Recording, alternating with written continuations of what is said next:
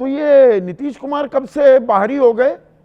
आप कह रहे हैं बिहारी बनाम बाहरी, फैक्ट्री गुजरात में लगाएंगे, विक्ट्री ढूंढेंगे बिहार में, फैक्ट्री लगाएंगे गुजरात में। पर बिहार में तो मुख्यमंत्री आज की तारीख में तो बिहारी ही हैं और नेतृत्व भी वही कर रहे हैं एनडीए गठबंधन का। लारे बहुत धन्यवाद और सभी को मेरा नमस्कार। देखिए, ये बात मैंने किसी चैनल पर या आपके सामने भी कहा पहले कि बिहार बिहारियों से चलेगा, बाहरियों से नहीं चलेगा। बाहरियों से तात्पर्य यह है कि जो लोग कमांड कर रहे हैं बिहार सरकार को, बिहार के मुख्यमंत्री को और बिहार के पूरी न्याय व्यवस्था को, बिहार के पूरी तरह से जो लॉ एंड ऑर्डर है जिसको कंट्रोल में जो लेकर चल रहे हैं, बिहार की इवन पार्टी को जिन्होंने कंट्रोल कर लिया है, जनता दल यूनाइटेड जो बिहार की पार्टी है, उसके ऊपर भी जो कब्जा बाहर के लोगों ने किया है, ये आप भली भांति देख रहे हैं। आपके दिल में बड़ा दर्द है नीतीश कुमार के लिए? नहीं, वो उनको दबा दिया, कंट्रोल हो रहे हैं, रिमोट कंट्रोल हो रहे हैं। नहीं, दर्द इसलिए नहीं है। दर्द इसलिए भी है कि हमारे मुख्यमंत्री हैं और उनको इस कदर से पंगु बना दिया गया कि उनके सांसद, उनके विधायक भी उनसे मिल नहीं पा रहे हैं। कौन लोग घेर चेक कर रखे हुए हैं? क्यों इतना छेका छेकी किया जा रहा है? मैदान में उतरे हुए हैं, चुनाव प्रचार कर रहे हैं, रैलियों पर रैलियां कर रहे हैं। आप कह रहे हैं कि उनको बंधक बनाया हुआ है। हमारा तो पूरा 10 दिन 15 दिन पुराना एपिसोड पे चर्चा की जा रही है, लेकिन उधर जो एपिसोड चला है लंबा सीरियल, उस पर तो कोई बात नहीं आती है। मैं वहीं आ रहा हूं, आपकी बात सही है। बाहरी और बनाम भीतरी की जो लड़ाई है वो हमारे बीच की नहीं है। कौन डिक्टेट कर रहा है, कौन फाइल लेकर बैठ रहा है, कौन कंट्रोल कर रहा है विद इन पार्टी, ये पूरी दुनिया देख रही है, जग जाहिर है। रही बात दूसरी, जो बड़ी रैली हुई, कथित तौर पर जो भाषा हमने सुनी है माननीय प्रधानमंत्री जी की, वो भाषा क्या प्रधानमंत्री के लिए सुटेबल है? ये आप खुद आपके विवेक पे छोड़ता हूं, बाकी लोगों के विवेक पे छोड़ता हूं। बिहार की जनता देख रही है। क्या सवाल किस भाषा पर, क्या कहां एतराज हुआ आपको प्रधानमंत्री की? अब हाँ, वो मैं आ रहा हूं। प्रधानमंत्री जी ने जिस तरह से हमारा एब्रिवेशन बताया है आरजेडी का, ये बहुत अपने आप में एक हास्यास्पद है। ये सुटेबल नहीं है, ये शोभा नहीं देता है। दूसरी बात जो आपने कहा कि मुसलमान का जो विषय उठ रहा, नहीं, मुसलमान पर तो आते हैं, पहले बाहरी और बिहारी को तो सुलट लें। आप कहते हैं नकलची हैं जी नीतीश कुमार, आपकी एजेंडे को कॉपी पेस्ट कर रहे हैं। आप 10 साल पुरानी काट की आंडी फिर चढ़ाने की कोशिश कर रहे हैं। ये तो डीएनए पर प्रधानमंत्री मोदी ने जब सवाल उठाया था तब ये बाहरी बनाम बिहारी का विमर्श शुरू किया था। 10 साल बाद आप लेकर आ गए पुरानी शराब नई बोतल में। नहीं, शराब जितनी पुरानी होती है उतनी अच्छी होती है, ऐसा सुना है हमने, कहीं पढ़ा है। तो बात जितनी पुरानी हो रही है उतनी ही गाढ़ी हो रही है। 1990 और 95 से पहले तो 2005 से पहले मुख्यमंत्री तो यही कहते थे कि बिहार में कोई खाता भी था, कोई कपड़ा भी पहनता था, 2005 से पहले कुछ था। तो वही तो बात मैं कह रहा हूं कि जिसने हमारे डीएनए पे सवाल किया, हमारे प्रदेश के इख्तलाफ हो सकते हैं, डिफरेंसेस हो सकते हैं, लेकिन हमारे प्रदेश के मुख्यमंत्री पर, जो हमारे प्रदेश के मुखिया पर, हेड ऑफ द स्टेट पर जब आपने क्वेश्चन किया, उसके डीएनए पर क्वेश्चन किया, उनको गालियां दी गई, तब हम उनके साथ खड़े थे। हमें इस बात का दुख है कि आज वो इतना डिटोरिएटेड कैसे हो गए और क्यों हो गए। तो आप ये कह रहे हैं कि मुख्यमंत्री नीतीश कुमार बीजेपी के दबाव में काम कर रहे हैं। राजीव रंजन रिस्पॉन्ड करेंगे।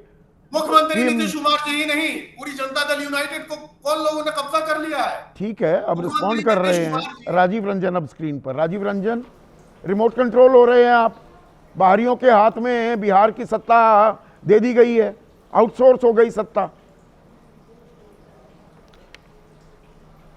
देखिए, मुख्यमंत्री नीतीश कुमार जी को कोई कंट्रोल नहीं कर सकता है। वो बिहार के लिए जीते हैं, बिहार के लिए ही एक एक क्षण वो खर्च करते हैं और इसीलिए उन्हें बिहार की चिंता है। बिहार की परवाह करने वाले लोग उनके साथ हैं तो उनकी बातों को सुनते हैं। अगर बिहार के साथ छल करने वाले लोग उनके साथ होते हैं तो उन्हें बहुत ज़्यादा वक्त नहीं लगता है, उनसे किनारा भी वो करते हैं। इसलिए उन पर किसी का रिमोट नहीं है। लेकिन इतनी बात तय है कि कभी प्रेमचंद गुप्ता आरजेडी के खेवनहार थे, आज भी उनके साथ हैं, हरियाणा से हैं और अभी इनके एक बड़े नेता वो भी हरियाणा से हैं। आज तेजस्वी यादव जो बहुत बड़े तथाकथित विजनरी लीडर हैं, यूनिवर्सिटी तो उन्होंने नहीं देखी लेकिन खुद को वो आधुनिक कामराज समझते हैं कि नहीं पढ़ लिख करके भी, लेकिन फ़र्क उन्हें नहीं मालूम है कि कामराज जैसे राजनेता इस देश की मिट्टी में पले बढ़े, उन्होंने गरीबी से लेकर जो हिंदुस्तान के लोकतांत्रिक मान्यताओं परंपराओं में काम करते हुए शिखर तक पहुंचने का काम किया जी। वो सोने की चम्मच लेकर के आए युवराज, बगैर डिग्री के, बगैर शिक्षा के विजनरी लीडर तो कम से कम नहीं हो सकते। आप इसलिए शिक्षा का कॉपी जो सवाल पेस्ट उठा रहे हैं वो और बहुत सारी मुख्यमंत्री शायद बात। सम्राट चौधरी को ही जो बना लोग- है ना, doctor of letters, PFC, pre foundation course, 5वीं पास हैं, 7वीं पास है, बता कर रही नहीं दे रहे। पर मैं उस विवाद में नहीं जा रहा हूं। आपने और बेहतर एक जो बात कही वो थी छल करने वाले को पहचान जाते हैं नीतीश कुमार। ये 2015 में डीएनए की जो बात थी, नीतीश कुमार ने नहीं, हम और अभी चिट्ठी भी लिखी उसको थी भी क्लियर प्रधानमंत्री करेंगे। नरेंद्र मोदी को। वो छल उस वक्त कौन कर रहा था? डीएनए पर सवाल उठाए थे, अस्मिता से जोड़ दिया था बिहार की। तो नहीं दे रहा हूं। संदीप चौधरी जी भारतीय इतिहास का जो सबसे मुश्किल दौर है 1974 से 77, यातनाएं, यंत्रणाएं, पूरे देश में अभिव्यक्ति की स्वतंत्रता पर लगाम लगा दी गई। लोकतंत्र कुचला जा रहा था। लोकनायक जयप्रकाश नारायण के आंदोलन के गर्व से लालू प्रसाद जी का जन्म हुआ है। आप एक डीएनए प्रकरण के जरिए कई बार डिबेट कर चुके हैं, लेकिन कभी ये विरोधाभासी गठजोड़ जिसमें जो लोग व्यवस्था के परिवर्तन को लेकर देश में अधिनायकवाद के खिलाफ, परिवारवाद के खिलाफ, जो सुचिता को लेकर, भ्रष्टाचार के खिलाफ लोग जो राजनीति में आए, मेरा सवाल बड़ा उनके सीधा अगुआ है, नेताओं में एक राजीव लालू जी थे। जी। जो नहीं, आरोप आपका सवाल नीतीश कुमार 10 एक साल तरफा पहले नहीं होगा लगाए ना। वो आरोप तब सही थे। आज अगर तेजस्वी लगा रहे हैं तो ये आरोप गलत हो जाते हैं कैसे? मैंने तो वही कहा। आप मेरे जवाब को समझ नहीं पा रहे हैं या समझना नहीं चाहते हैं। मैंने कहा कि अगर ऐसी कोई घटना कभी हुई, अगर हुई है ये तो इससे बड़ी विडंबना क्या हो सकती है? नहीं, मैं तो कह रहा हूं कि इस देश के 78 वर्षों के इतिहास में 74 से 77 जैसा कोई काला अध्याय हो तो आप बताइए। उसके खिलाफ जो लोग राजनीति में आए, जो लोग आज राज्य के राजनीति के शिखर तक 15 वर्षों तक जिन्होंने हुकूमत किया, वो कांग्रेस के साथ हैं या नहीं है? अच्छा, तो उसी कांग्रेस के साथ हैं कि नहीं? जो मौका परस्ती तो वो कर रहे थे, वही प्रकरण मौका परस्ती जो बीत आपके गया। डीएनए पर सवाल उठा रहा नहीं, था, अब वो संदीप जी, आपका नहीं, अभिन्न मित्र मुझे हो तो गया। लगता है कि ये सवाल पलट कर अच्छा, आप कहेंगे कि आपका विशेषाधिकार है किससे कौन सा सवाल करें। आपके विशेषाधिकार का सम्मान करते हुए मैं आपको इतनी बात जरूर कहूंगा कि इतिहास के गड़े मुर्दों से आप भविष्य की बुनियाद नहीं अच्छा, डाल आपको सकते। इतिहास के गड़े मुर्दे लग एक रहे बेहतर हैं। बिहार आज भी और इसके रैली लिए- में प्रधानमंत्री मोदी थे, नीतीश कुमार थे। नारा क्या गढ़ा गया, नई रफ्तार से चलेगा बिहार, जब फिर आएगी एनडीए सरकार। नीतीश सरकार कहने से गुरेज कर रही है अभी भी बीजेपी। किसने? उन्होंने तो ऐसा नहीं कहा कि तब आएगी महागठबंधन सरकार। बिल्कुल एनडीए की सरकार आएगी। एनडीए की सरकार नीतीश बनाने सरकार- के लिए ही तो हम नीतीश जनादेश सरकार मांगने नहीं। आए हैं। नीतीश सरकार नीतीश नहीं, कुमार जी एनडीए की सरकार के तो इसी को तो आधार बनाकर कह रहे हैं रिमोट कंट्रोल हो रहे हैं। नीतीश कुमार का कंट्रोल ही नहीं है, बीजेपी अपने हिसाब से चला रही है बिहार, सत्ता आउटसोर्स हो और रही है। हमारा आरोप क्या है? जी, आपने उनके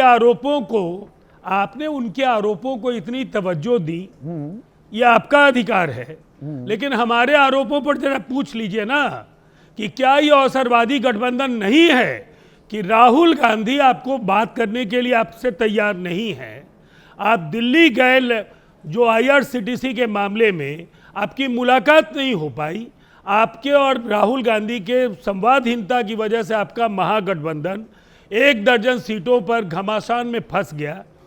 फौरी तौर पर जो डैमेज कंट्रोल की एक कवायद हुई, कौन सी सरकार और किस सरकार के मुख्यमंत्री, सरकार मैंडेट से बनेगा, मैंडेट एनडीए को मिलना है, तमाम अप्रूवल रेटिंग्स नीतीश कुमार जी की लोकप्रियता को बता रहे हैं, और दूसरी तरफ एनडीए की सरकार बनती है। आपके आरोपों की तेजस्वी बात यादव की, का अब क्या दूसरे आरोप पर भी आ जाते हैं, क्योंकि लारेब भी इस पर चर्चा करना चाह रहे थे। आ जाइए। आपका एक्स का हैंडल जेडीयू का, कल आपने कहा 2.6% मल्ला, उन्हें मिल गया लड्डू, 18% मुसलमान, उन्हें मिला कद्दू। कि मुसलमान उप मुख्यमंत्री का उम्मीदवार किसी मुसलमान को घोषित नहीं किया, इसका अर्थ यही निकला। आपने क्या किया है मुसलमानों के साथ? 4 उम्मीदवार है ना 101 में आपकी तरफ से मुसलमान। देखिए, सुनिए ना, हमने क्या किया है। आप स्टूडियो से आप एक सर्वे करा लीजिए मुसलमानों का, और मुसलमानों से पूछिए नीतीश कुमार जी के बारे में उनकी निजी राय क्या है। आप बात कर लीजिए, मेरी खुली चुनौती है।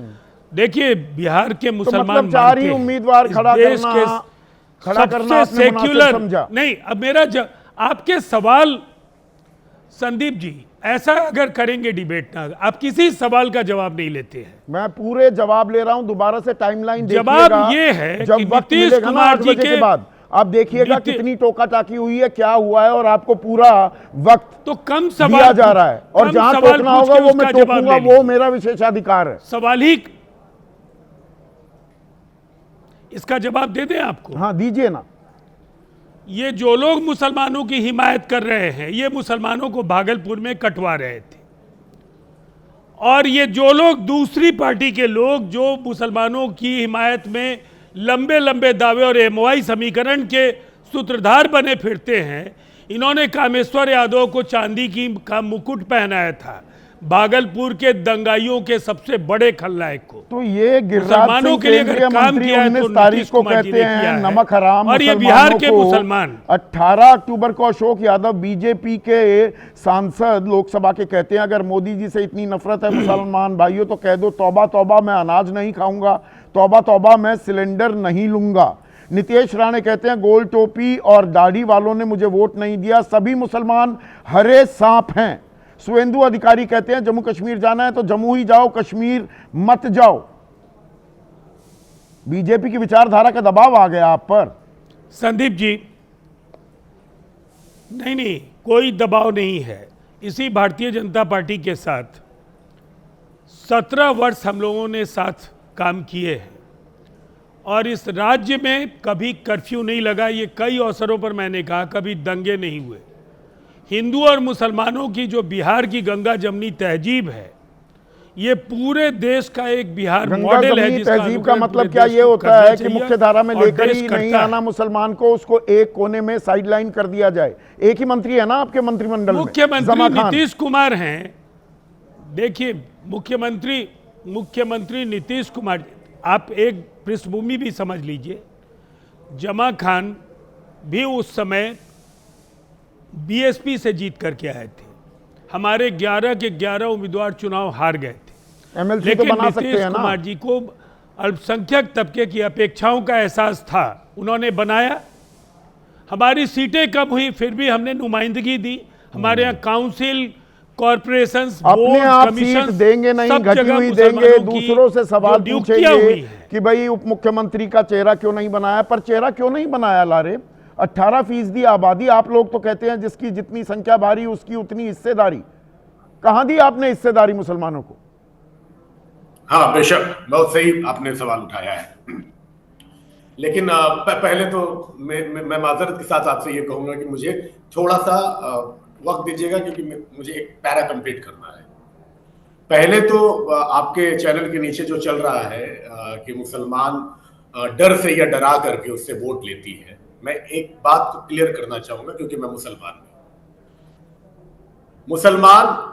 मुसलमानों का कॉन्शियस डिसीजन आजादी के समय और आजादी के बाद रहा है कि जो संविधान के मूल्यों की रक्षा, संविधान और देश के हितों के लिए जो खड़ा रहेगा, मुसलमानों ने उसको वोट किया है। और मुसलमान हमेशा से डिविजिव ये पॉलिटिक्स तो के खिलाफ। एनडीए का आरोप है। एनडीए के आरोप भी तो हम दिखाएंगे ना दर्शकों को कि आप डराकर नहीं, उसी का मैं धमकाकर, जवाब ये मैं एआईएमएम आपको वाले नहीं भी दे कह रहे हैं। मैं आपके नहीं, वही जवाब मैं दे रहा हूँ। हाँ। और मेरी बात सुन लीजिए, बस 1 मिनट लगेगा। मुसलमान कभी भी डर के वोट नहीं करता है। मुसलमान इस आइन की हिफाजत के लिए वोट करता है, और ये मुसलमानों का कॉन्शियस डिसीजन है। चाहे लालू प्रसाद यादव जी के साथ मुसलमानों का एक अलायंस डेवलप हुआ हो, टेकन फॉर ग्रांटेड कर चाहे लिया है। जो बात शौकत अली कह रहे हैं वही बात हो रही है क्या, कि भाई कोने में बिठा दो? नहीं, सुन लीजिए। मैं शौकत अली का जवाब दे रहा हूं, बिल्कुल दे रहा हूं। मैं किसी भी तरह का मुसलमान, इस देश का, हिंदुस्तान का अल्पसंख्यक मुसलमान हर तरह के फिरका परस्ती ताकतों को, फिरका परस्त अंडरस्टैंडिंग को, कम्युनल पॉलिटिक्स को रिजेक्ट करता है। गरीब बिछावन मंत्री चाहे बनाकर वो छोड़ दिया है। हैदराबाद से हो और चाहे वो गरीब नागपुर से। बिछावन मंत्री बनाकर छोड़ दिया है। जब हम कुछ कहेंगे तो ये बोलेंगे अब्दुल तो चुप उनके बैठ पेट के वरना दर्द- बीजेपी आ जाएगी। उनके पेट की दर्द है, मैं उसमें नहीं जाऊंगा। चाहे वो हैदराबाद का कम्युनल पॉलिटिक्स हो, चाहे वो नागपुर का कम्युनल पॉलिटिक्स हो, हम पूरी तरह से मुसलमान समाज रिजेक्ट करता है, बहिष्कृत करता है। ये बात हिस्टोरिकली आपके सामने है, आप रिसर्च कर लीजिए। रही दूसरी बात, अभी हमारे साथी ने कहा जदयू के कि बाहर का, आपने प्रेमचंद गुप्ता जी का नाम जुड़ाया, आपने संजय यादव जी का नाम जुड़ाया। क्या इस देश में जो राजनीतिक व्यवस्था है, जो विधायिका की व्यवस्था है, उसको चुनौती दे रहा है? शरद यादव जी क्या बिहार से थे? आदरणीय स्वर्गीय हमारे शरद यादव जी, वो भी मध्य प्रदेश के थे, लेकिन बिहार की राजनीति में एक पिलर थे वो, और इतिहास में रहेंगे वो। जॉर्ज फर्नांडिस साहब कहां से थे? मधु लिमे कहां से थे? इस तरह की ओछी बात, ओछी राजनीति की बात नहीं। अरे आप ही तो बिहारी बनाम बाहरी बना रहे हैं, अपनी बात को ही काट रहे हैं आप। अच्छा किया आपने शरद यादव और जॉर्ज फर्नांडिस का उदाहरण दे दिया।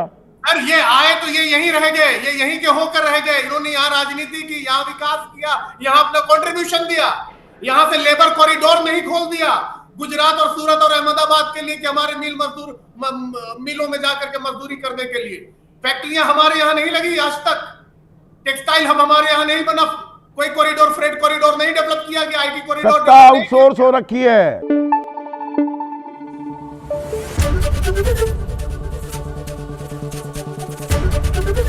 एबीपी न्यूज आपको रखे आगे।